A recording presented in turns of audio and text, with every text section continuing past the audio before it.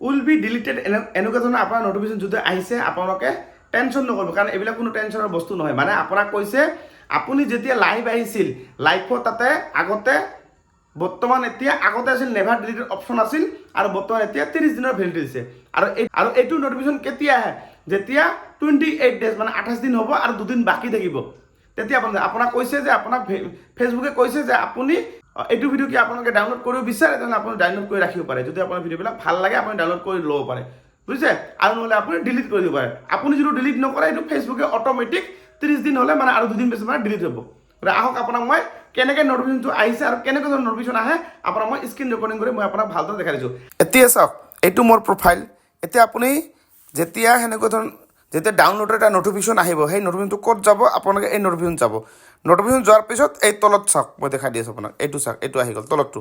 দেখা পালে এইটোত মানে এইটোত আপুনি টাচ কৰিব হা টাচ কৰাৰ লগে এইটো লাইভ ভিডিঅ' মই আহিছিলোঁ মানে আজিৰ পৰা 6 মাৰ্চত মানে মই লাইভ ভিডিঅ' আহিছিলোঁ চাওক আজিকালি লাইভ ভিডিঅ'বিলাক 30 দিনত থাকে ভেলিডিটি 30 দিনৰ 30 ডেজ